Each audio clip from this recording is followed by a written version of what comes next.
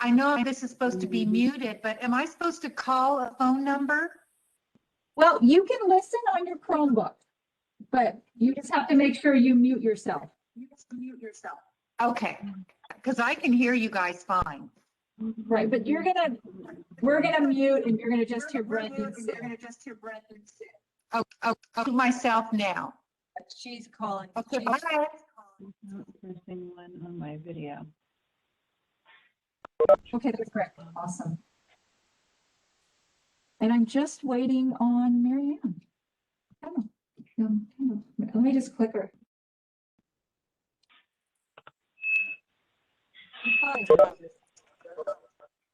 I'm doing the transition. Right. Oh, there you are. Oh, there you are. Gosh.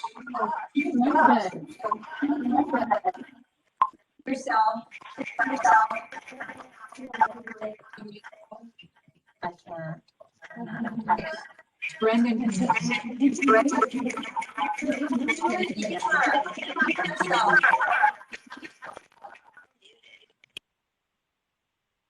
Awesome, thanks. Okay. Is everyone muted now? Trace Robbins? Okay. Good. So did this show us, is this computer?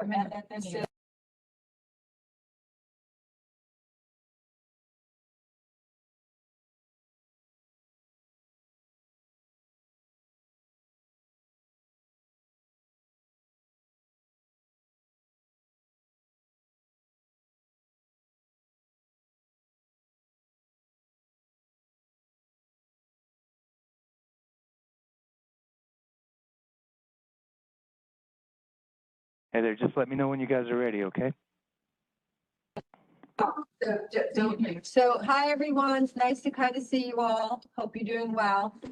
It's really best today for during the training for you not to try and follow along on your computer. Please just really sit back and absorb what Brendan is showing you. Today's going to be the overview of the chart and how different things work in Care Efficient. The system is very, very intuitive. So if you are able to just zone in on what he's saying and pay attention, it's going to make connections in your brain compared to trying to write down notes and follow along. We'll have handouts. Today's session is recorded. Yesterday, Brendan did the same session with the other half of you guys, and that's also recorded. So it's on our intranet site. So if you just dial in and pay attention, and then when you have Care Efficient open with your fake patient, which I believe almost all of you should have a fake patient now, named either Prince or Princess, your last name, then you can use what Brendan's teaching today when you're in on your patient. You also want to make sure that no one is charting in McKesson while Brendan is speaking. So, you know, it's nice that we could do this from home and on your own, but please really don't be charting and don't be doing other things. Just do the best you can to pay attention to what Brendan's saying. There's a little chat box on the side where you can write in questions so that as something comes up, and then Brendan also stops along the way and will say, does anyone have a question? He'll unmute you guys at that point if you need to ask a question.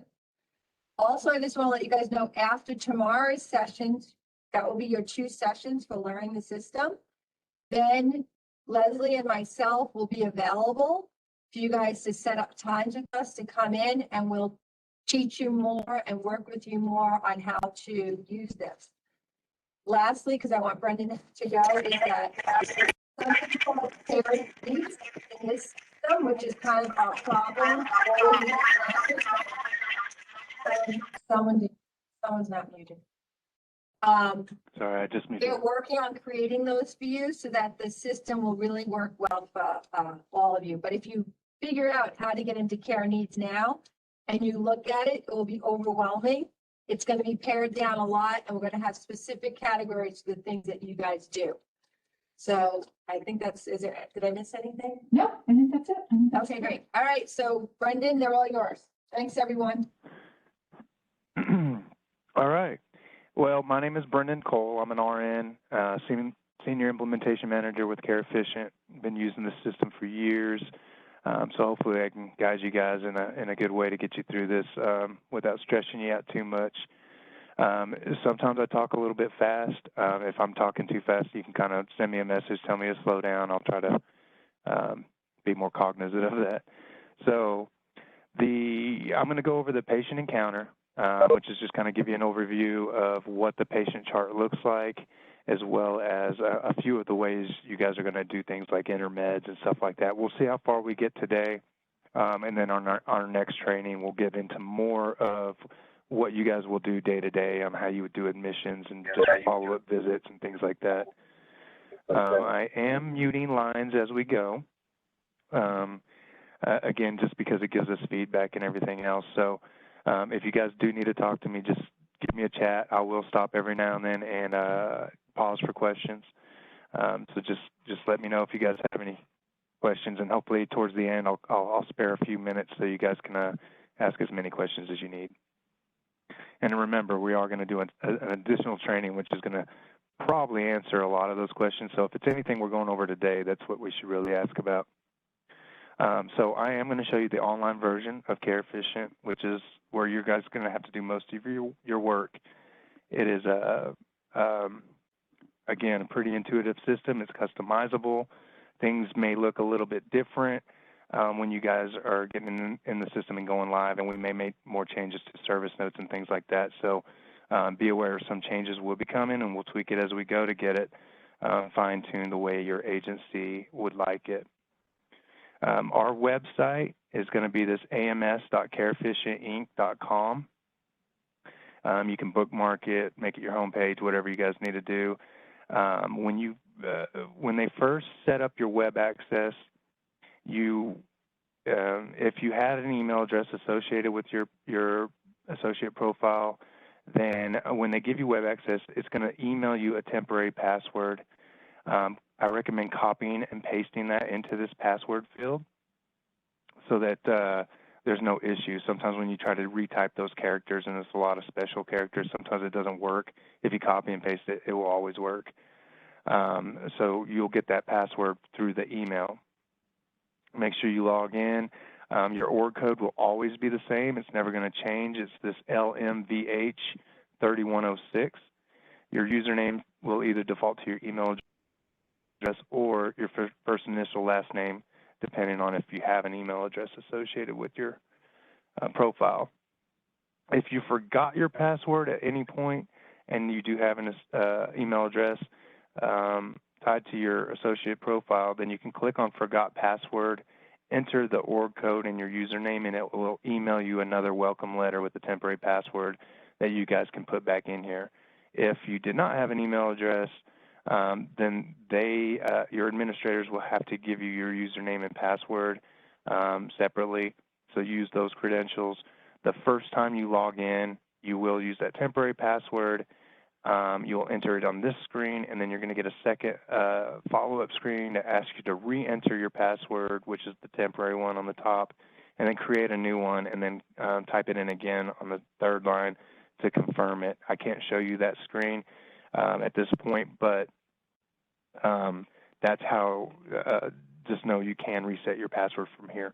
CareEfficient will not reset user passwords for you because we don't know the situation of your employment status and things like that. They may, there may be other reasons that you can't get in. So we can't make that call. We only reset passwords for administrators. Otherwise, you guys would have to go through this forgot password link or contact your administrators in the office. That being said, when we log in, after you've changed or created your unique password, it is going to take you to the home screen. The home screen, you can see right here on the right that you do have a calendar with all of the visits that you would have scheduled on you. And we're going to come back to this on how to add service notes and things towards the end of this training if we get there, but we'll go through the different menu options as well. You may get pop-up messages that show up in the middle of your screen when you first log in. Those could be put out by your administrators, or for CareEfficient puts out notices as well. Go ahead and read those notices and see if it applies to you or not. The important ones I want to discuss right now is we do system enhancements and upgrades and maintenance, usually every other Thursday at 9 p.m. Pacific time, or excuse me, Eastern time. 9 p.m. is Eastern time.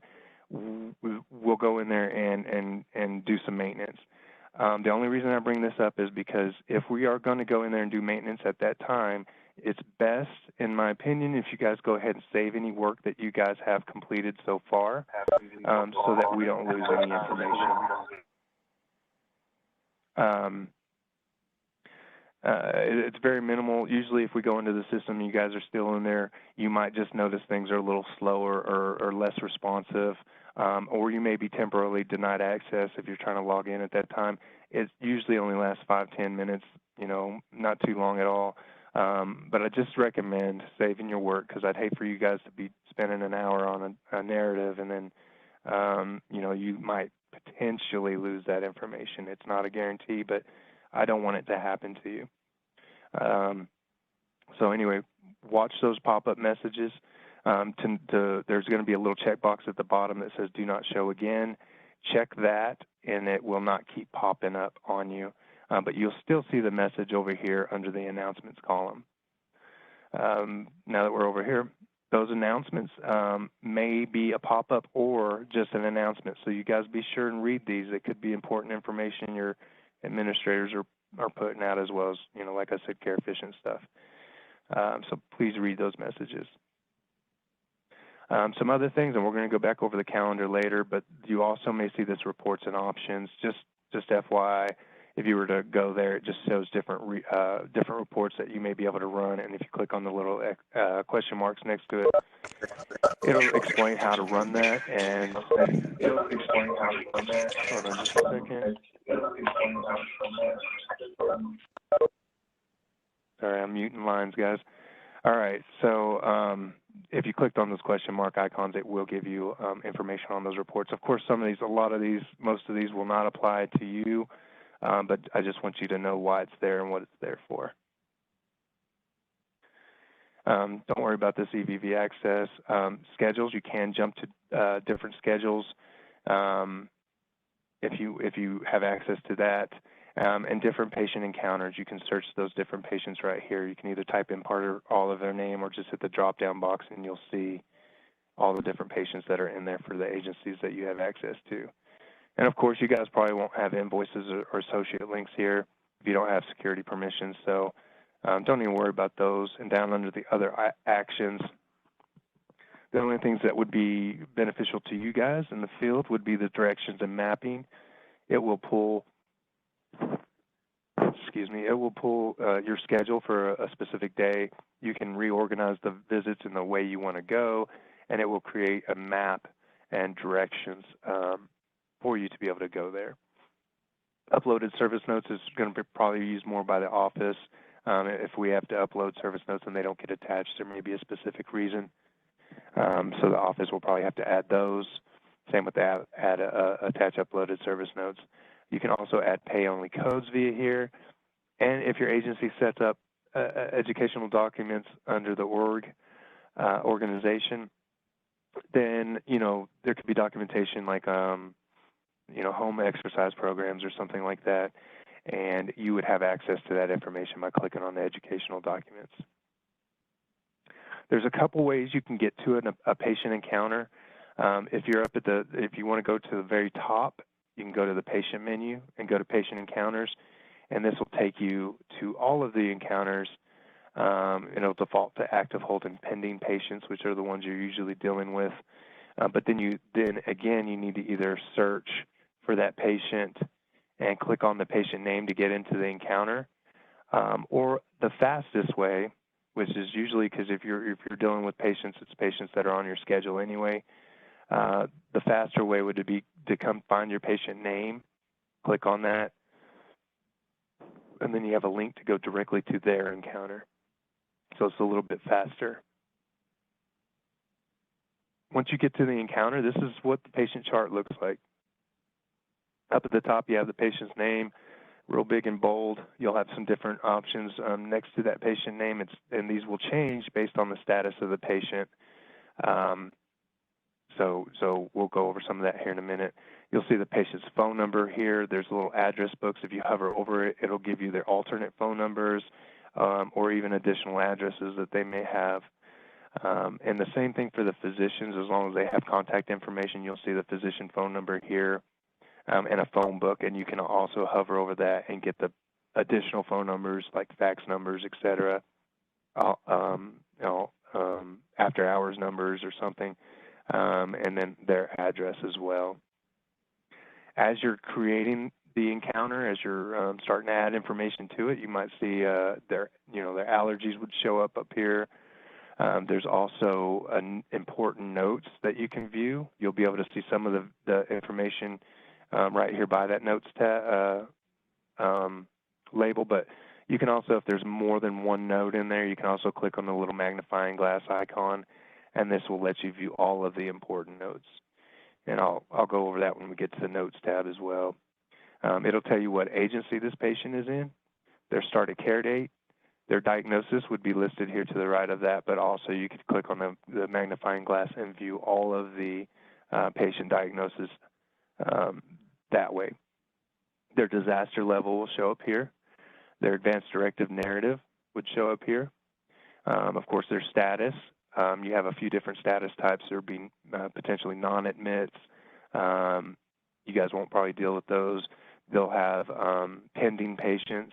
If they haven't been activated yet, you'll have active patients. If they're on hold, it'll tell you they're on hold.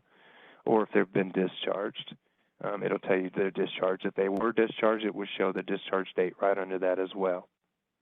You'll see their date of birth, their age, and their DNR status up here. This is all important information that you will always see no matter which tab you're on down below that section. So now we'll go through these tabs. The profile tab is going to have under the personal side on the left, you're going to have the patient basic demographics, their name, date of birth, age, gender, race, marital status, if they have an email address, medical record number, their social security number would be hashed out. You wouldn't be able to view that. And there is, if your agency chooses to use the pictures, you can actually take pictures of your patients and upload it here, so you have a visual confirmation of what your patient looks like. The characteristics, this can be customized. Right now, all we have in there is some armed forces, but you could put things in there like Spanish speaking only, any kind of characteristic that's good to know. You guys can add their administrators add that to the settings, and you can choose those here, and you would be able to visualize that information right there. Under this right side of this profile tab, you have, I don't know what that's about. You have the current encounter section. So every time a patient is admitted, the first time they're admitted, it's going to be their very first encounter, number one. If they're discharged and readmitted, it will increase that number from number 1 to number 2, and so on and so forth, every time you readmit the patient. In which case, their verbal start of care would be different. Their start of care date would be different. Potentially their address, referral source, and all that could be different as well, especially their admission source.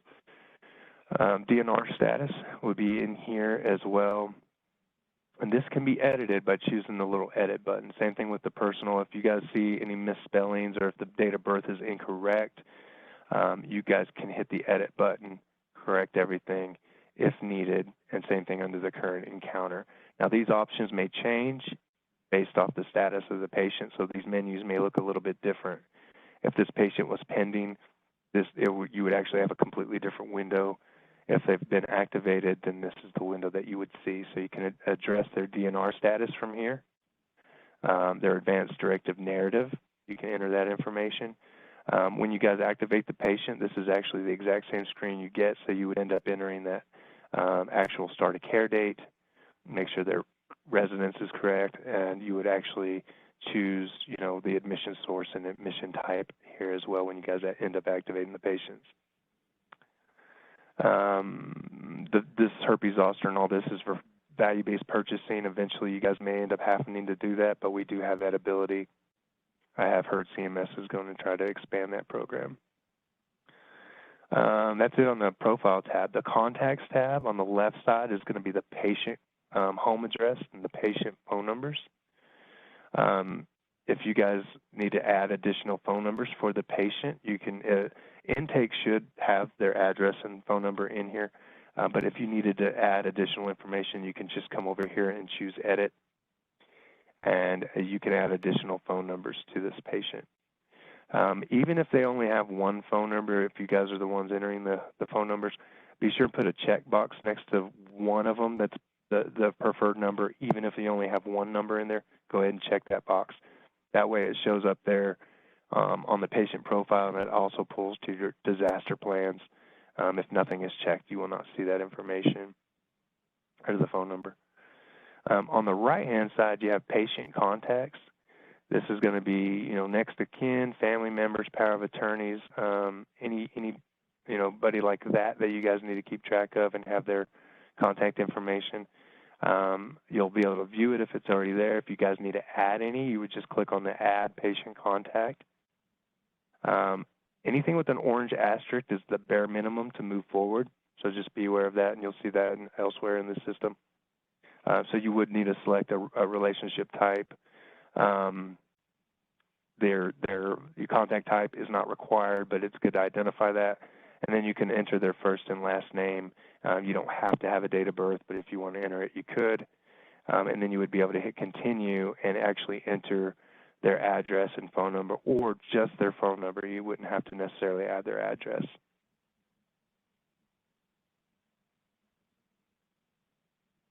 So once you hit continue, this is where you can enter the address if it's if you want to add it. If not, you can just enter their phone number. You do have to pick the phone type and then enter that number. And then once you add it over here, go ahead and hit that preferred, and then you can hit save. And it will save that information right here. You guys can add as many patient contacts as needed. And they'll be available for coordination of care. If you're looking for the patient, if something happened to the patient, you need to notify the next of kin. This is where that information would be identified. The Notes tab. This is not service notes. This is just internal notes and communication about the patient. So, if you guys are needing scheduling notes, direction notes, just general notes, and you will also have automated notes. If we were to fax something out of the encounter, it'll tell you who did it and what they faxed. It'll tell you, if something was uploaded to this encounter, it'll let you know that was, a document was uploaded so that you could view that if needed or download it so you can open it up. The way to add a note is to click on this Add Note link above the notes. Choose the note type. We have a few of them in there: scheduling, notify. Anything that says notify is going to show up here right underneath those allergies.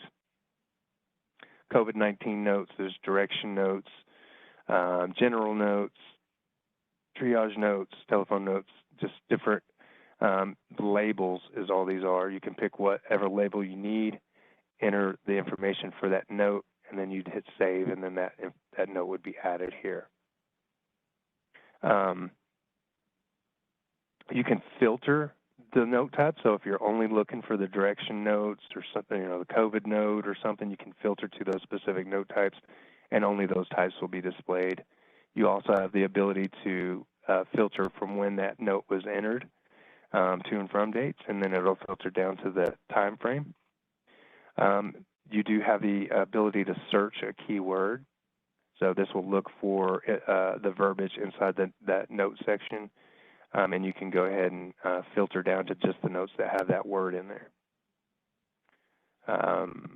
You can also export this list as a PDF or spreadsheet if needed. Don't think you guys would need to do that, but you do have that option. And also, if you need to deactivate a note, maybe this directions doesn't apply anymore, you can click on the little icon with the red X, the little paper with the red X icon, and you can deactivate those notes or inactivate them. If you wanted to show the inactive notes, you can hit this little checkbox next to show inactive and hit search, and you'd be able to see inactive notes And if it did apply again, you can actually just reverse this by hitting that back blue arrow, and you can reactivate notes like that. That's pretty much it with the Notes tab. Again, internal communication about the patient, ongoing communication that you guys can add. The Referral tab, you're not going to see this on your transition patients, the ones that you have on service right now in your old system. They were not entered as a new admit, so they won't have the Referral tab. So if you don't see it, that's why. If they do have a Referral tab, that means they were admitted as a new admit, brand new admit into care efficient. And then the intake will fill out this referral information as needed. Just so you know, they do have the ability to print these and mail them or hand deliver them. They can fax these orders. They can track when it was sent and received. They can upload a signed referral order. All of that is available here. But there is some information down here that might be valuable for you under the referral information. They may have certain information that does help you with admitting your patient and assessing their needs. Now, if the order came over via fax or something, then that information will actually be under the Documents tab, which we're fixing to go to next, or after this one. And also the other good and pertinent information for you guys would be the referral source and referral contact. So if you needed to contact that case manager at the hospital they were discharged from to get med lists or any other documentation you guys need, this is, where you would get that information. So this is good for coordination of care. The Physician Facility tab, this is where all the physicians involved in this care need to be added, especially if you're going to try to send it or receive an order from a physician. They have to be added to this tab. The one up here in this top position is your primary physician. All additional physicians will be down under the other physicians. Of course, your primary physician, that's the one whose MPI is going to go out on your 485. This is actually who all orders will initially default to, but you would be able to address that and change it to a different physician from within the order when you're in that order. So this primary physician is very key. To add a physician, if needed, you'd come up here to where it says Add Physician. Click on that. You can type in a first or last name or both, or you can just hit search and it'll show all of your physicians. And you just put a checkbox next to that physician's name. Down here below, you can leave the sequence alone if you just want it to be added. But you do, if you click that drop down, you do have the option to make them the first physician, which would be the primary physician. So be careful, but if you ever do that, if you want them to be in the second position or third or whatever, you can do that. Otherwise, if you leave it blank, it actually just puts them in the next position down below the rest. You can identify the type if they're attending, certified, not for billing, primary, or referring. You can identify that here. It's not needed or required. And then you would just hit save, and it adds that physician to the encounter. Again, you have to have it there so that you can switch orders to those physicians that are available. Last facility stay prior to start of care. Again, for coordination of care, you can identify what facility they were discharged from prior to going home. You can just identify that here so you guys know who to contact for follow-up information if you needed to. The Documents tab, there's a few things you can do here. Under the Forms section, this is where you can add different electronic forms. Some of these are set up for patients to sign, and some of them are set up for just associates to sign. It just depends on what form type you pick. When you click Add Form, you'll get this little pop-up window that has the form type in the drop-down box. So you'll click on the drop-down box and pick which form you need. You got all your standard Medicare forms in here, like the ABNs, the HHCCNs, NOMNOCs, forms like that, your typical Medicare forms. You'll also have consenting agreements. You'll have photo releases, just different consent forms, whatever your agency asks you guys to get signed. If you are doing the start of care, then you'll be able to add those forms. The other forms types, there's like an incident report, infection control form, if they end up getting an infection or on antibiotics. But how these forms work, you pick which one's appropriate, and you hit continue. It's going to bring you into the form so that you can fill this out. Now, these work a lot like the service notes, so I am going to tell you a couple things in here. In your service notes, as well as any form, you may see the round radio buttons. Those radio buttons are single select, so you can only choose one or the other. It will not let you choose multiple. You do have a text box here. This is a smaller text box where it's a little bit limited on characters. If it's set up as a date, we usually set it up as a date field so that you can just click on the calendar and choose the date you're entering that, or the date of the incident. You can type in the time. Just fill out all the information that you need to on any of these forms that you choose. A couple quick things. You'll see some bigger text boxes, these little wider ones, and you'll see little two arrows in the corner. This is so that you can drag and drop it open. Sometimes your narratives or documentation can be quite lengthy, and you want to be able to view more than just 2 or 3 lines of it, so you can view all of it this way by spreading it out. And then you'll also see these little square check boxes. These are multi-select, so you can pick all that apply. Once you fill out any of these forms, you'll hit Apply Signatures, and you'll see it grays out all of this information. So now you cannot edit this information because the patient's fixing to sign and you're fixing to sign. The only way to be able to open it back up to edit is to remove the patient's signatures on your signature. But once you hit Apply Signatures, it'll gray it out. Then if it's a form a patient needs to sign, you'll see the patient/responsible party signature link. Just click on that, and it's going to bring up a little window for the patient to sign in. You do need touch screens to use this. If the signature doesn't look good, you have a clear option to clear that out and they can try again. Once the or the signature looks good to you, choose the accept, and it will apply that signature to this form. The agency representative signature would be your signature, so when you click on that, you're going to get a signature box that looks like this. And since I'm already here, every time you guys have to sign something, this box is going to come up. So if it's a form you're signing, a service note, an order, anything that you guys are signing, this is what's going to come up. And it knows who you are because of your login credentials. It will initially pull your full name and discipline, your credentials, from the your associate tab. And it's going to create this pretty cursive, legible signature with your discipline. And it will show you that electronic signature attestation here, and it does print off with your signature everywhere when you print all your forms off. You do have the option, if you want to just draw your signature, you can draw it. It will clear out this window, and you can just use your stylus or finger or whatever and actually sign that same window. It should be legible with your credentials. So you do have that option as well. And then you could upload a signature file. However, there's sometimes some issues with that depending on the size of the signature file. It may not look right, it may be cut off and things like that. So if you were to try that, you might have to test it out to see what that signature looks like on the printed version of the forms.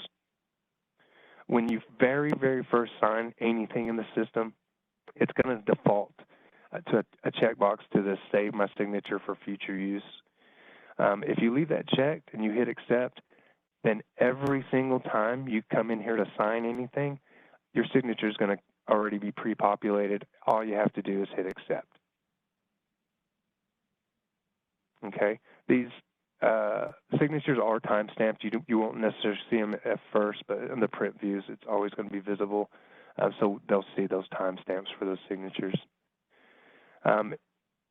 Just so you know, the reason we have a save and continue, as you're filling this information out, we don't actually, it's not like simultaneously sending it to our servers. We don't actually get any information unless you click the save and continue, save and close, or complete. At that point, that information is sent to our servers, and you would be able to, it would be saved. Okay?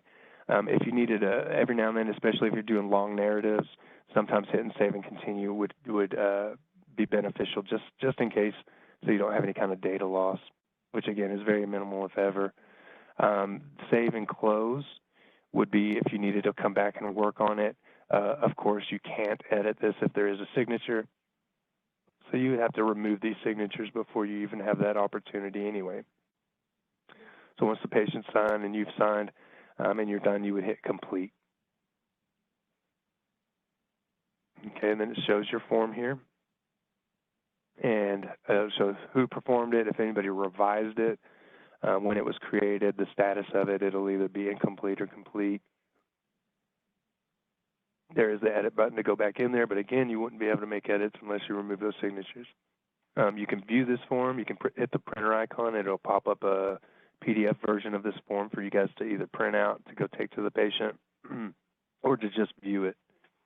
And you can see, again, here your signatures with those timestamps. You do have the option to delete them if you have security permissions to do so. And there's also the ability to add additional signatures to a form. Now, these additional signatures would only be care-efficient users. So Livingston Associates would be the only ones who can log in to add their signatures for it. Sometimes it's used a lot for like IDTs and some case conferences and things like that. Down below the forms, there is the document section. This is where you might get really important information as far as maybe a faxed referral order or other orders that were faxed directly to the agency. The administrators or office staff will, scan that information into their computer as usually either a PDF. It could be any kind of file type. It could be a picture, a JPEG, could be a Word document, anything like that. Your device would just have to have the ability to open those file types to be able to view them. So you might find referral information here. You might find lab results that were uploaded to the record or encounter. You might find, again, pictures of wounds or, anything you guys want to add to the chart. You can add it, upload it here. Of course, service notes and things would be different, and regular orders would be managed differently. And by the way, orders, when they're uploaded to the Orders tab, that when they came back signed, those would be displayed here as well, so you'd be able to view those orders as well.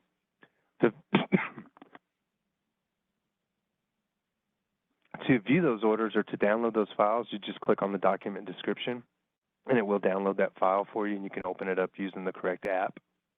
If you needed more than one file downloaded, and this would be more for office staff for like an audit or an ADR, they'd be able to put a checkbox next to everything they want to download, and then they can hit this download, print, select the documents, and they'd be able to have all of them. If it's a PDF and your browser sets to open PDF automatically, when you click on that description, it would just open up that PDF. Same with pictures. It's just, that's going to be a browser setting on your devices. So again, very important information could be over here, so I do recommend when you're looking at information to come here and see what you have available. The clinical tab, this is where it's a lot of coordination of care. You can identify clinical teams, case managers and clinical managers. So if there's somebody in the office that's going to help manage this certain patient, or a clinical manager out in the field that you guys, that's for the primary discipline or whatever, then they can identify you, get a hold of you about this patient. Again, so it's helpful for coordination of care. There's also the ability to add an entire clinical team. So if you wanted to identify every clinician or associate in discipline, if you want to identify everybody involved, you can put check marks next to everybody, and then you can put a check off which is the primary discipline, and then hit save, and then that would be added here for you guys to view. So it's just help to see who all is involved. The specialty skills, this is works in two ways. You can identify if this is, if this patient requires a specialty skill such as wound care, or if they're a pediatric patient, a psychiatric patient, things like that. You can identify their types. The way to do that is you would choose the edit right there next to it, or actually before you have any, it'll just say add specialty skills. just like it says add vendor here. And then you can choose which ones apply. This list is customizable in the settings among almost everything else. And the way this works in two ways is, for one, you can identify that patient as needing those skills. And for two, you can actually apply a skill to an associate. So if you only had one wound care nurse or, one psychiatric nurse or, something like that, if you have that skill assigned to you and you have that skill assigned to the patient, when you go to assign those visits and schedule visits, it'll put that clinician at the top of the list saying that this is the best match. So that's how it works in two ways. You guys have the opportunity to track vendors. Those would need to be added to your settings, and then you can track different vendors for this patient. Disaster plans will be visible here. On the transition patients, those have to be manually added here, but on all of your new start of cares, and then on research moving forward, this information will actually be a question in your start of care service note, and it will pull down to, or maps to, this clinical tab, and then it also maps to your 485. So you have, again, transition patients, the ones that are currently on service, have to be manually added here because there's nowhere for us else to pull it from. We don't have a service note. To add one, if there was not one in here, you'd have a link that says Add Disaster Plan. You would click on that. If there's already one in there, you can choose to edit it if things have changed. But you'll select which priority level you want them to be, or they are, and then you would enter the specific plan details in this text box here. There is an ability to, there's this little suggested text icon. I don't think you guys had any for the disaster plans, but if they want a template of the bare minimum information that's required by law to have, then they may enter a template into the settings that would be available. If you just put a check next to that, one that applies for this patient, and hit save, it will pull that verbiage into this box. And it may, probably end up being longer than that, but it may have low dashes where it needs to be patient-specific information or details. Once you apply all the verbiage here, you'll have the ability to go in here and just highlight the low dashes or whatever you need to change, or just insert the correct information where needed. You actually could change the verbiage completely from what you did import if needed. So you'll add that in there and then hit save, and then that disaster plan will be available here. Again, this goes to the 485 as well, and to the disaster plan report that the office can run on all the patients.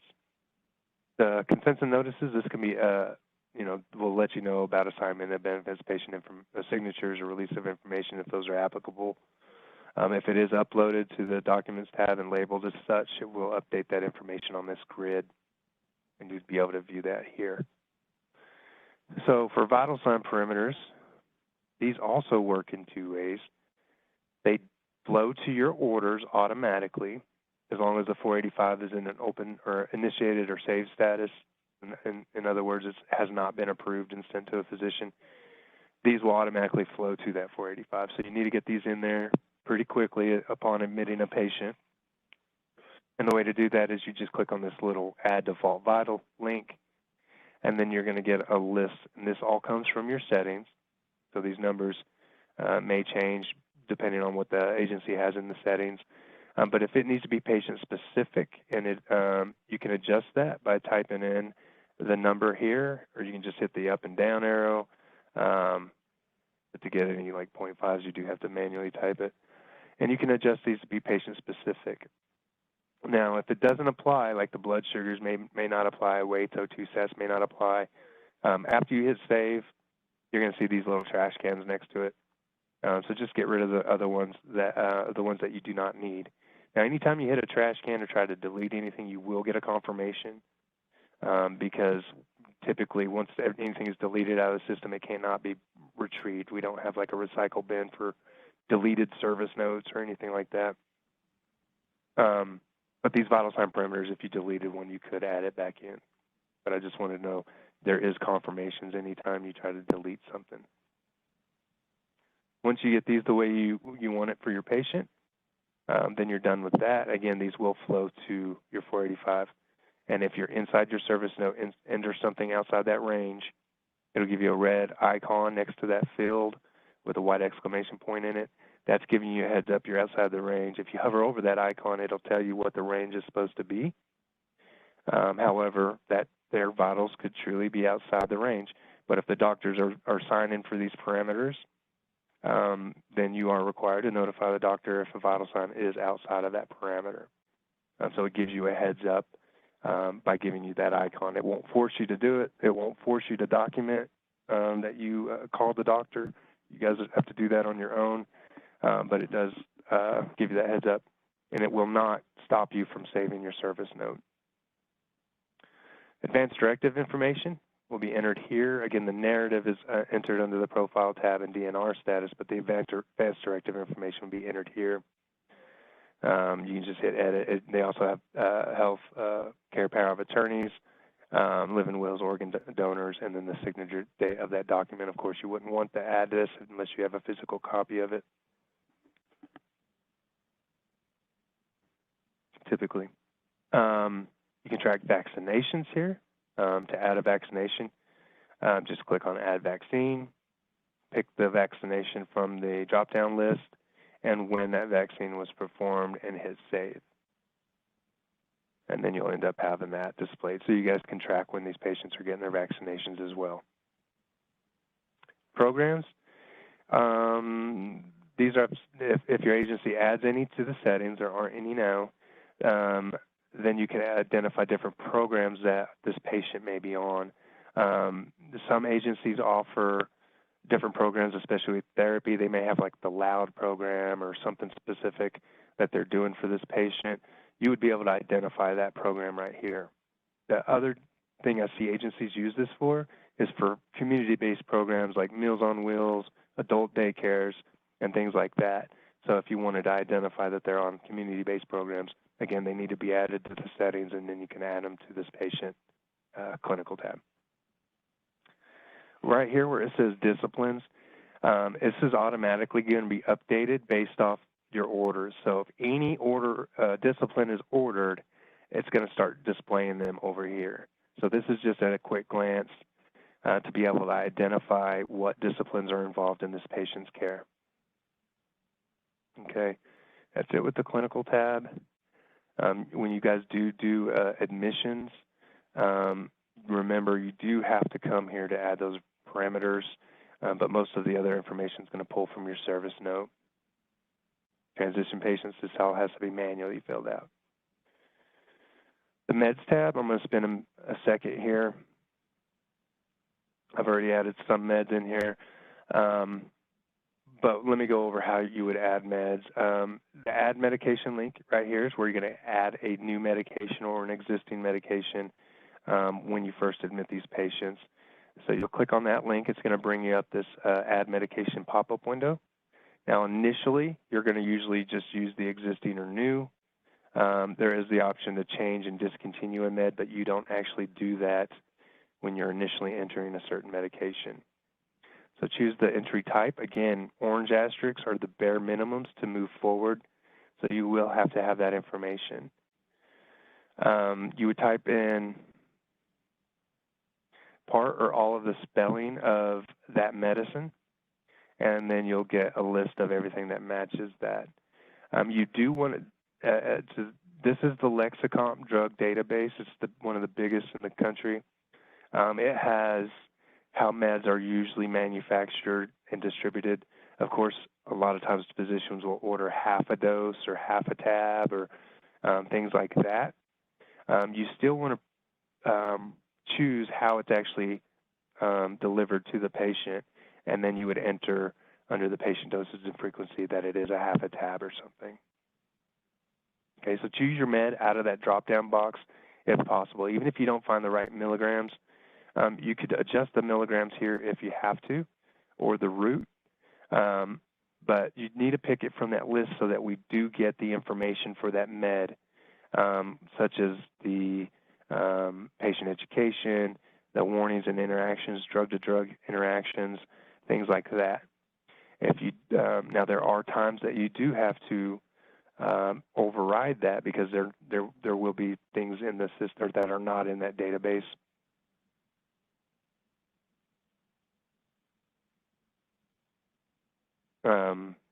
But you'll enter all the information, and I'm going to show you how to override that other stuff if needed. Then you're going to enter the start date for that med. You do have the ability to track whether or not it's alternative, herbal, over-the-counter, or prescription. Who's prescribing it? Who's administering it? Facility staff, family, healthcare surrogates, or the patient takes it on their own. You do have the option to write comments for each of these meds, but be aware of what comments you might be writing because these do pull to the orders, your 485 and other med orders, and so just be cautious on what you enter there. It is awesome if you guys pick the pharmacy that actually fills this prescription. It's going to help you guys out tremendously. It's going to really help with the coordination of care. If you had notified the physician about this med, you can choose that. It's only going to pull the physicians from the physicians tab. And then approved by, you would pick your name. Now, on like a new admission, if the 485 is still in an open and safe status, these meds are automatically going to flow to it. However, if this med was entered after your 485 has been completed and approved and sent to the physician, then you do have the option to check this little checkbox next to the create interim order.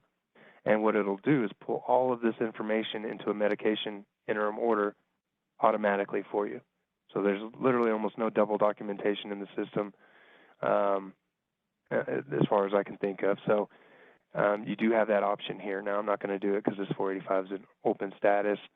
Now, at this point, you have the option to save and add additional medications. But when you get to the last medication, if this is the last one, make sure you hit save and close. If you hit save and add, there's, those orange asterisks are required and you don't have information for that and it can cause some issues for you. So always remember to hit save and close. And just a word of advice, it's just my opinion, if that patient has 20 meds, after about 4 or 5 of them, I'd go ahead and hit save and close anyway just to get them there, and then do add medications again, and then just start adding the additional meds. I think it works pretty good that way. Every now and then, for certain medications like oxygen that needs to be on your med profile, wound care supplies, compounded meds, things like that, they may not be found in that drug database. If I was to type in oxygen and hit this drop-down arrow, you'll see similar spelling meds, but you will not find oxygen. It's not considered a medication in any drug database. If anything, it's more of a DME. But you still have to add it to your med profile. So in those situations, you can click off of that drop-down box and just start manually overriding everything.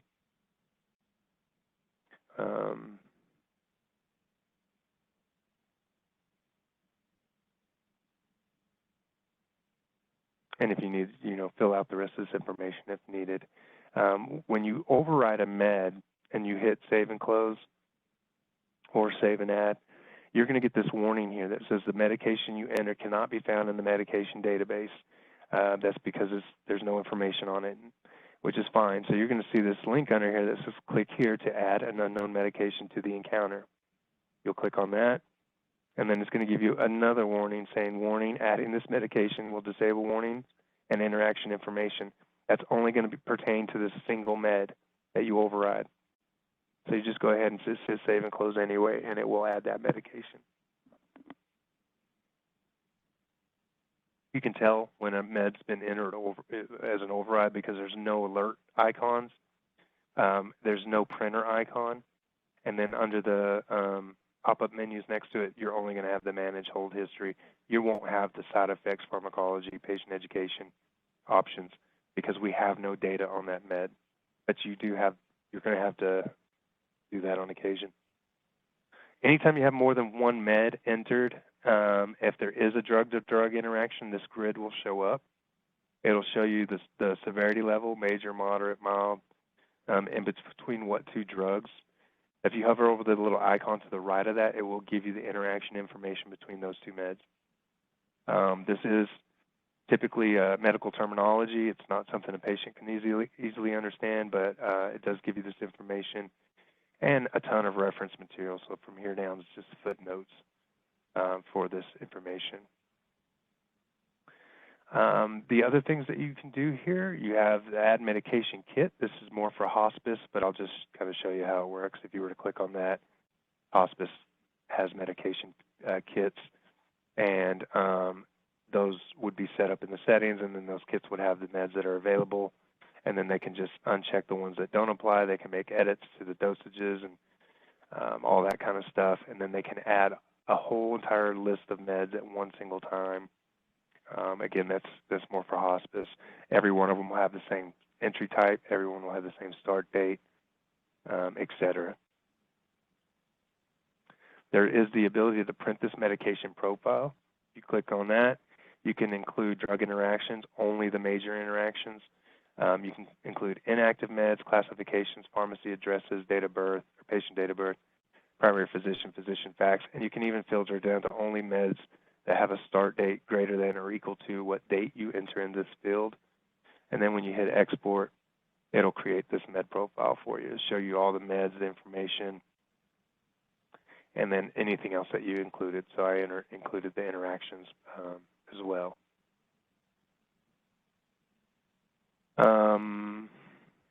The other thing that your agency, your administrators may ask you to do is approve the medication profile. I've seen agencies do this on every visit, and I've seen them do it just on, starter cares, rocks, and research. But you should be reconciling those meds. And the way this works is if once you reconcile these meds, everything is good to go, it's up to date, any changes have been made, then you do have the ability to click on this approved medication profile. And you don't have to find your name in this drop-down list. If you just hit enter signature, it'll automatically pull your name from the drop-down list. We already know who you are. You can enter comments about this, why you're approving it on this date, any additional comments you want anybody to know about. And from here, this is where you can actually create an inner order for the major drug interactions by clicking on this checkbox. And it automatically will create this order to send to the physician. And then the effective date here of the order. Hit save. And then anytime there's approval history, you'll see this approval history drop-down box. If there is none, you will not see this box. But if you click on that, you're going to see who approved it and on what date they approved it. So when you approve it, we take a snapshot of that med profile as it is, the second you approve it. They can click on this, administrators or anybody else can click on these, and they would be able to, again, export, including all the different information they want. They can export this list, and it will give them that snapshot. So it won't reflect any of the changes that were made after that, but it'll show them what it was at that time, which is very, it's a good audit trail. Make sure people taking care of addressing the meds and things like that. And then you can catch mistakes that way as well. There's the ability to fax the medication profile to any facility or physician if you needed to. If you just click on that, again, you need to choose what you want to include, hit export, and then it will bring you to a little fax cover page where you can enter to the attention to fax number, text for the cover page. You can actually remove the cover page if you want by unchecking this box. You can click on this medication list right here. It will download it. You can view it before you send it. And then, again, when you're ready, just hit send fax, and this will automatically go behind the scenes to that fax number.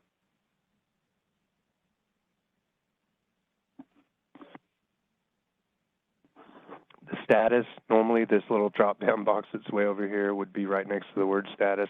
I got my screen enlarged, so it kind of moves things around. When you first come to the patient encounter, it is going to default to the active meds because typically that's what you care about. But if you wanted to include all, which would show active and inactive, or if you just want to see those inactive, you can filter to those. The last thing is the mass inactivate, which again, this isn't usually more for the hospice side. They would be able to come in here and inactivate multiple meds at one time. Now they'll all have the same end date. and if you created an interim order, all of these will pull to a single interim order. So that is another ability. The alerts column, you'll see these little icons for the alerts. If you click on those, the left one for the little triangle, it's going to be warnings for the specific med. It's going to tell you sound like look-alike, issues, concerns related to adverse effects, disease-related concerns, etc. Again, this is medical terminology, and most of this is reference material. Only one page is actual information. All the rest of this is reference material. So that's one area you can view information. The orange asterisk is the allergy or food interaction information for that med. If there is any, it would be displayed here. What foods to avoid or not change your diet for. Again, you get your dosage, frequency, route, start dates. If you did filter to inactive, you'd see the end dates. The entry type, whether it was prescription over the counter would be identified. And then those physicians that you attach to that med, that's why I think it's really good to have those there, because you just from the meds tab you can find their name. If that physician did have contact info such as an address, phone number, fax number, you would be able to view all that information. And same thing for the pharmacies. You'll find their address and their work number, fax number. It's just really helpful. So if you guys have to call the doctor about a patient's medication, and maybe the doctor didn't call you back while you're still in the visit, and you go home and he calls you later in the evening, you would be able to identify the pharmacy because you may not have that bottle in front of you. You'd be able to identify the pharmacy and their phone numbers as well as who prescribes that exact prescription. That's why it's really helpful to have those in there. It's not a necessity or requirement, but it's extremely helpful. If you hover over the little action item menus, and I call these action item menus these little squares with the black upside down pyramid, these are, if you hover over them, it opens a whole sub-menu of additional information and options. And now you'll see these everywhere throughout Care Efficient. This is just the first time we got into one. You can view side effects and pharmacology. Again, this is medical terminology, but we do have patient education in English and in Spanish. And this is a lot more layman's terms that they would easily understand. You could print this out for them. There's a little printer icon, or you can do a screen print or browser print and print this off and give it to your patient if you have that ability. You can even copy and paste if this was a new med and you were teaching on it for that visit. You can copy and paste this into your narrative if you needed to or if you wanted to. And then the last thing on this page is the manage hold history. So you do have the ability to place a med on hold for a certain amount of time. If, especially for like Coumadin, warfarin, things like that, doctors will definitely put those on hold here and there. If you know the end date, you can go ahead and enter that end date now. Otherwise, if you don't know that, you can just leave it as with just the hold start date. You can enter a comment in that information or in this box, and you can actually, again, create an interim order. So you can enter that PTI&R order directly from here and the effective date of that order, and then you would hit save. Now, if the patient is on, or if the medication is on hold, it will turn the font to red from that orange color, and it'll tell you that it's on hold. And then again, if once that hold end date arrives, then it will automatically it will not stay on hold anymore, and it will go back to that old orange color. Or you can edit this hold time frame. You can edit the comments by clicking on the edit button, or if this had a previous hold and then now you're adding a new one, you can choose to add new hold dates and then put the new hold dates in here, and again, you can create that interim order. I know I spent a lot of time on that meds tab, but there's a lot to it. The other thing to tell you about this meds tab is while you're in your service notes, there's a meds tab at the top of the service note. So while you're in the edit mode of your service note, you would be able to manage their meds. It's a mirror image of this tab here. It works identical, has all these exact same options in it. You can do everything the exact same way. So you do have that option. To discontinue or change the dosage of a med that's already existing, if you come over here and click on the name of the med, it'll bring you into a box. You change that entry type to change if you're changing the dosage. Discontinued if you're discontinuing that med. The cool thing about change, if you were to change this dosage to anything else, what it will do is it's going to default to today's date, but you can edit that date if it ends up was started yesterday or a few days ago. You can edit that, backdate it. But what this will do is, from the start date of this new dosage, the day before, it will end date this old dosage automatically for you. So you'll end up with a discontinued med of the previous dosage, and then you'll have this in there as a new med or changed med. And again, you can fill out all this information. And then that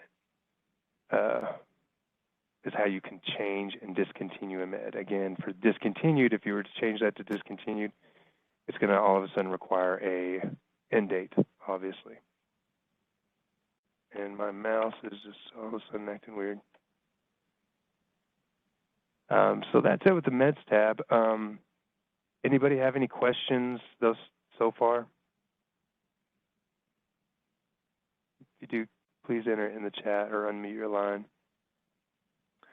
The orders tab, I'm going to come back to this on our next training, most likely, but this is where you're going to end up writing your orders, adding your frequencies and durations after you've assessed that patient on an admission. This is where the OASIS, when you add an OASIS integrated service note, it's going to have your OASIS questions in there. It's going to have locators that pull to your 485, such as the diet, activities permitted, prognosis, mental status, things like that. Those are automatically going to flow for you. After you're done completing, and then you just have the regular assessment questions, not counting the OASIS ones. So that assessment is basically 3 different things wrapped into one, so you can do most of your documentation just in the service note. However, when you complete your service note, that OASIS gets pulled over here, and they're going to send that, and it's going to be managed by the office. They'll be able to approve it, get it locked, and send it to state. So just FYI, you will see OASIS added here. Do not worry about these services requested or diagnosis codes for paraprofessionals. This is going to be for the caregiver side. This would be for services that do not require orders, which all of your services will require orders. We'll come back to this order tab for, again, following up in a minute. For the payer tab, you guys probably won't be entering those payers, but this is where you can view that information. The important thing would be, that I think would be very beneficial to you, is if the authorization is entered. This is how you're going to be able to view what the authorization you have received is. So under the auth tab column here, you're going to see a little icon. It may be green, it may be red. The red means things are missing. The green means everything's good to go. But if you click on that, it's going to bring you into the authorization tab for this payer, which will show you your discipline, and it'll show you the start date and end date for that auth, and it'll tell you how many hours or units you guys have available for the auth.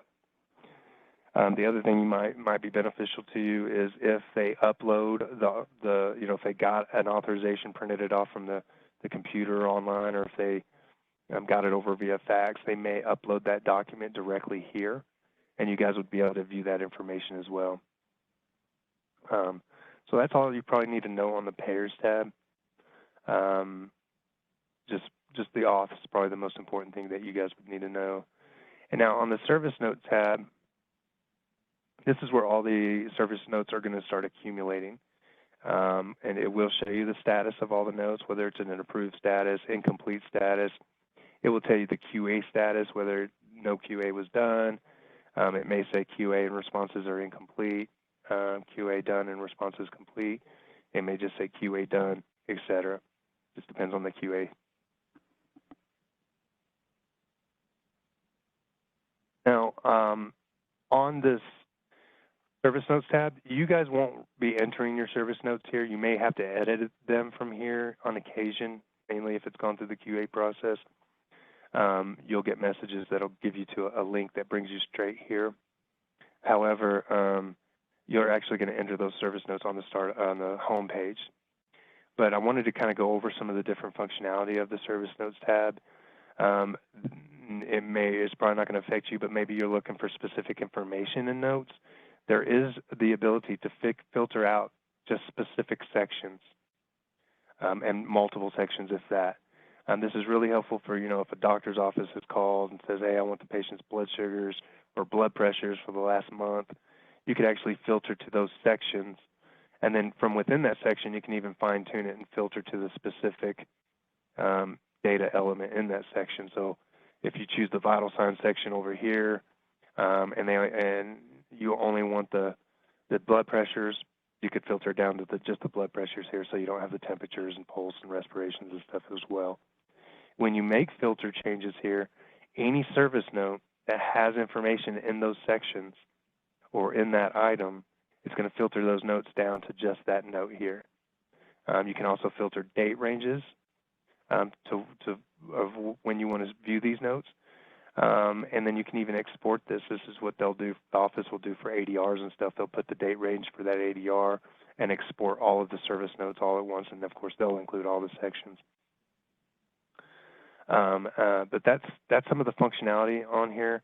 You can actually attach documents to the service note if it was like a picture of a wound or something like that. You actually have the ability to attach the document to a service note as well. And then there's a min-max report, which will tell you, minimum temperature and maximum temperature, but nothing in between, or weights or blood sugars or any of that stuff. So there's the min-max report as well. And then there's the EVV tab. You may or may not see any information in there. This information is pulled from our offline app if they use the EVV functions on it. And it will do GPS coordinates, location, when you start care, stop care. It'll even show mileage and things like that under the associate EVV tab. So that's just what that's about. So that is the encounter. Everything that I was going to go over on the encounter. There is, hold on, let me view this.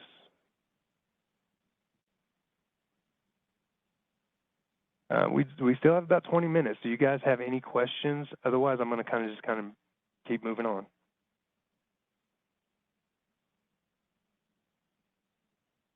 All righty. Well, stop me if you guys end up having any questions. So what I'm going to do now is kind of show you, we're basically moving into the next training, but we'll just pick up where we left off. From your home screen, you have different options that you guys are going to be using. Of course, this is where you're going to enter service notes. There's this ability called add note. This is a scheduling note. It's not a service note. These are extremely beneficial, and you guys should actually read those before your visit. Those scheduling notes show up as a little paper note icon on the right-hand side of the patient's name. If you guys see those, click on that, and it'll tell you what that note says. It might say, PTI&R due today, which means if you're trying to manage your schedule and drag and drop visits or anything like that, you don't want to mess with that visit. That one has a lab draw that's due that day. So those are very helpful for coordinating care. You guys can add these notes. Somebody else can add them to your visits. They're going to give you heads up about something. This may be a research visit, and they might say a research EOE is, 4-4 or whatever it is.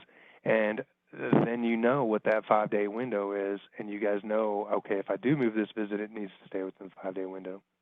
You can also use these notes for supplies or something like and maybe you used all of the KT tape or something on a patient, and you want to give the next therapist a heads up, hey, you need to take some KT tape with you, which they may have it in stock in their car, they may not. But what you could do is click on that next visit, choose to add that note, and this, I'm actually doing this a little bit wrong for that scenario. So if you were going to add it to another visit, you would want to go to the patient schedule. So a fast way of doing that is click on that, choose view patient schedule, then it'll take you to that patient schedule. So then you would see all the other clinicians. If it was you, you'd probably already know better and don't have to necessarily remind yourself, but you could. But if it was a different clinician, the only way you're going to see them is by coming to that patient schedule.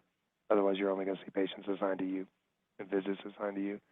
But if you click on that visit, choose Add Note, and you have different note types now. Some of these are automated. The PRN's automated, and then the general note's probably going to be the most common one. And then you can enter, take out KT tape or whatever it is that's important and hit save. So utilize those. I think those are extremely helpful for you guys. If it's your therapy and you're worried about a 30-day or missing your 30-day eval, when you're doing your scheduling and plotting those visits, you might go ahead and click on that 30-day and give yourself a heads up. This is my 30-day. So if you are dragging and dropping visits, you're going to end up knowing not to drag it past the 30-day mark and knock yourself out of compliance. So those are very, very helpful. Real fast, while I'm on this patient calendar, it may be hard to see, but behind the background of the first day of the episode is this lime green. And there is a legend up here to let you know what they mean, the different colors on this calendar. But that just means it's the first day of the episode, whether it's the start of care day or the beginning of the research episode. Halfway down, you're going to see this little peach-looking color. That's a 30-day mark with Medicare and PDG and billing. You've got lots of LUPA scenarios. You may be required to have, 5 visits in the first 30 days, 4 visits in the second 30 days. We color-coded this so if you drag and drop a visit past that, you might be creating a LUPA scenario. And that being said, if you dropped it from the second 30 days back into the first 30 days, you might make that second 30 days a LUPA scenario. So be aware of that, what that means. And then the last 5-day window is going to be this little kind of burnt orange color, and that is your 5-day window for your home health research. So you only see these on the patient calendar. You do not see these color codes on your associate calendar because you'll have all kinds of different patients on here, and they're all going to be in different, on different statuses in their encounter as far as when their research are going to be due, et cetera. So from here, you can't see that information. To enter a note, service note, you click on the visit. We talked about add note. Add page service note assessment is how you guys are going to add your service notes. And since I have this open, you do have the ability to view or print a blank assessment. If you were to choose this and choose the assessment type, just be aware it does have the patient name and date of service at the top, as well as your name or whoever it's assigned to. It'll have that information on the top. So if you just be aware of that. We have the ability to edit the service. This would be the service code if you guys have permissions for that. Again, you can go straight to the patient encounter. It's the shortcut way, and then straight to the patient schedule. And then the cancel option is to cancel a visit, and that's what would end up happening if it was a missed visit, which will give you the opportunity to create a missed visit interim order to notify the physician of that canceled visit. So we're going to go over Add Page Service Note Assessment. Click on that, and then you're going to get an option for OASIS Integrated. So if you're the primary discipline and you guys are going to do the OASIS assessment, this is the one you would choose.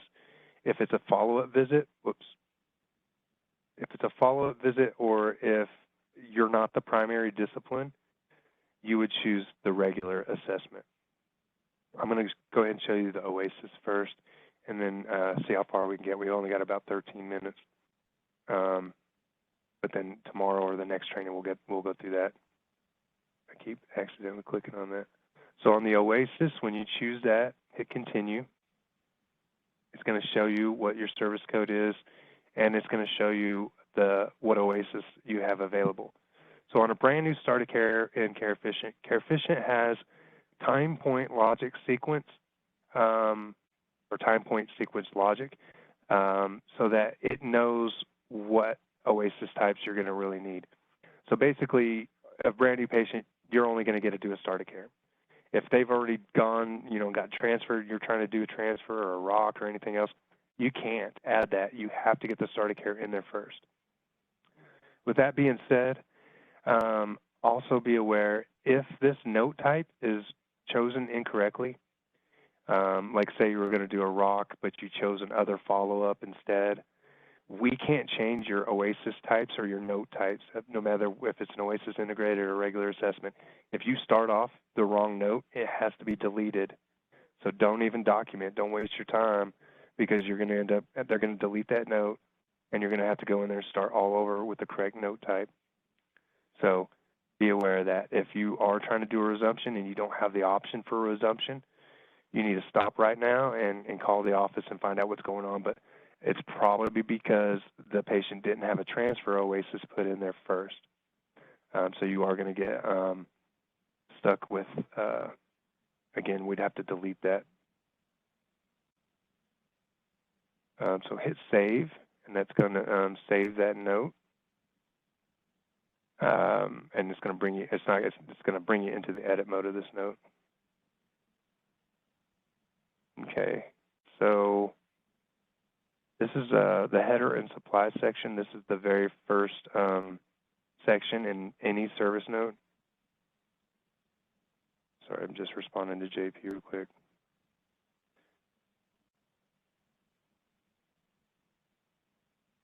Okay, so the header and supply section is the very first section. This is where you're going to enter your time in. Initially when you first come to the visit, you'll just put your time in. You won't know when you're going to leave, so you'll just skip that for now. And then we'll come back to this section to add that timeout and get the patient's signature. You'll hit, every time you hit next or previous, if you hit next, it'll take you to the next section. If you're on a section that has a previous section, you'll see this previous link. Every time you hit previous or next, it saves the information that you've already filled out, and then it sends it to us, and then it moves you to the next section. And so this is an OASIS. You do see the MOO questions. All the ones up here that are grayed out mean that they need to be fixed somewhere else. So if the spelling of the patient's name was wrong, the start of care date was wrong, their zip code or state or Medicare number was missing, if any of this stuff is incorrect or missing, you wouldn't want to, or you would just want to get that corrected elsewhere. So the patient name, date of birth, gender, that would be all under the patient profile tab. The residence comes from the contact tab. Medicare number comes from the payer tab. So that information, even though you can't change it here, please review it, make sure, see if you can catch some information or misspellings and things, but then notify the office if needed. Some of this information may be pre-filled out based off the encounter or the referral. So race, ethnicity may be filled out. You can correct it here if it is incorrect. For the OASIS, your payment sources will pull from that referral tab as well, and actually your payer tab. So if any of this is incorrect, you can also still correct it here, but you need to notify the office that something doesn't look right. Again, you would hit next and just go through your entire note and keep filling it out. There's some, hit save and close instead of next. I'm going to show you some different other functions inside this note. If you did have a note and you hit save and close, you can see how this menu option changed when you click on that visit again. And instead of saying to add a note, we have the option to edit the note. Now we also have the option to view the service note as well, the OASIS analysis, and remove service notes. So these options change based off the status of those notes and those services. I'm going to go back into it by choosing edit. And let me just kind of go over some other functionalities. If there is any completed or approved service notes on this patient, you hit this drop down here under the view other notes and assessments. You can actually look at a previous service note. It'll pull it up in a PDF format, and you can read and see if they documented something, or if you're trying to follow up on something that happened, you can go back and just look at any of the notes. Now, only if they're in an approved status. If any service notes are incomplete, they won't show up in this list. Above that, you have the header and supplies section, or the change section option. So you have a drop down of all the sections that are in that note, and you can actually filter to any sections you want. Some of them are set up as required, and they will show up as red and have required in parentheses until you fill that requirement. If once you document against it, it will go away. And it may be hard to see on your side, but this clinical record items is actually, instead of black font, it's green font. That means data was saved on that section. Doesn't mean it was complete. Doesn't mean it was accurate. Doesn't mean you're done with it or anything, but it does mean some data was saved. There are, especially on starter cares, research, and rocks, you may not be able to get that documentation done in the home. If that's the case, you would, come back to the header and supplies section at the end of your visit, put your time out. For patient signature, you would choose electronic, and then you get this little link here that says enter signature. When you click on that, it brings up a window for that patient to sign. And just click that. Now, when you do enter a signature, make sure it's there visually before you try to leave the house, because you do want to make sure that's stuck. Once you add a signature, it does gray out your time in and time out, and you cannot make adjustments on the note level unless you remove that signature, adjust the time, and then have the patient sign again. Sometimes that happens if, you thought you were leaving at 9, but then a family member came, or maybe the patient fell as you were walking out the door, and then you're going to stay an extra 30 minutes. You can come in here and remove their signature, adjust the time, then have the patient sign again.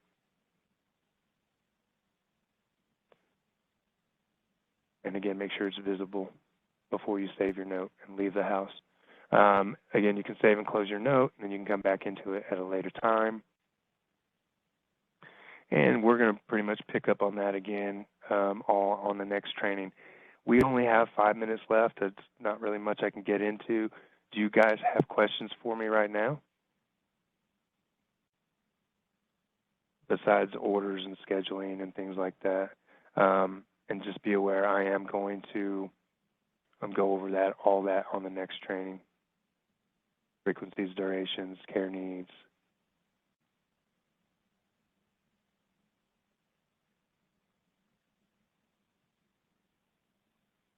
All right, well, if you guys don't have any questions right now, I will talk to you again soon, and we'll pick up where we left off, and I'll address all those things we haven't gotten to yet. And then after that, we do have our Go Live meetings, so when you guys are out in the field and you do come up with questions as you're actively using the system, we'll be able to get those answered daily initially, so that we can make sure you guys are able to move forward and function. All right, well, it was good talking to you guys. I hope you guys have a great day, and we will talk to you tomorrow. Thanks, Brendan. Thanks, everybody. Thanks, you guys. You have a great day. Talk to you later. Bye. Okay, yeah, I'll talk to you later. Bye.